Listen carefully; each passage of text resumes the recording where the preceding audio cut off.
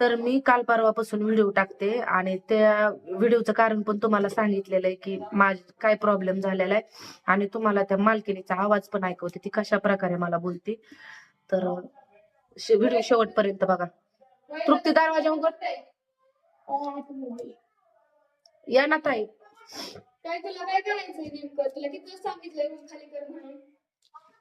तुम्ही डायरेक्टच ताई रूम खाली करा म्हणताय. रूम खाली करायला मला रूम तर भेटली पाहिजे ना लगेच. किती वर दिली तुझ्या पूर्ण दिवसभर नुसतं वर खाली करतात, झोप सुद्धा होऊ देत नाहीत. आता त्यांना लाईट बिल दिलं नाही तू, त्यातले मी अर्धेच पैसे ठेवले, कसं करायचंय मी? मी लाईट बिल दिलं नाही म्हणतो तुम्ही. मी लाईट बिल तुम्हाला एका महिन्यात पण ठेवलं नाही. ह्याच महिन्यात माझं थोडस लाईट बिल राहिले. अर्ध भरलंय ते. नवऱ्याला माहित नाही माझी रूम दिलेली तुला. तुमच्या नवऱ्याला माहिती नाही पण काय केले मला द्यायला म्हणजे मी काय केले? मी काय चुकीचे? मला रूम द्यायला दिलेली माहिती नाही नवऱ्याला. मी काय चुकीचं केले सांगा ना. आतापर्यंत तुम्हाला एक दिवस पण मी रूम भाडं लेट केलं नाही. आता या महिन्यात थोडस लाईट बिल लेट झालं की लगेच तुम्ही एवढं बोलताय. किती बोलतोय तुझ्या पोरींची ह्यांची सारखा आवाज स्लॅबवर पाईपावला टाकतात, कसं करायचंय मग मी?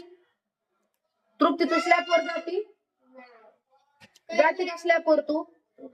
तुम्ही तृप्तीवर आळ घेता. तृप्ती काय एवढी येडी आहे का? अहो किती खोटं बोलते ती. ताई एवढं नसतं ताई, एवढं नसतं. एखाद्यावर जर वेळ असली ना तर एवढं नसतं. तृप्तीला काय समजत नाही का?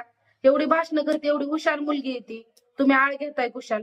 पाण्याच्या वेळेस बी तसंच खरंच राडा सगळा. राडा लेकरा बाळाच्या घरात एवढं तेवढं चालूच असतं.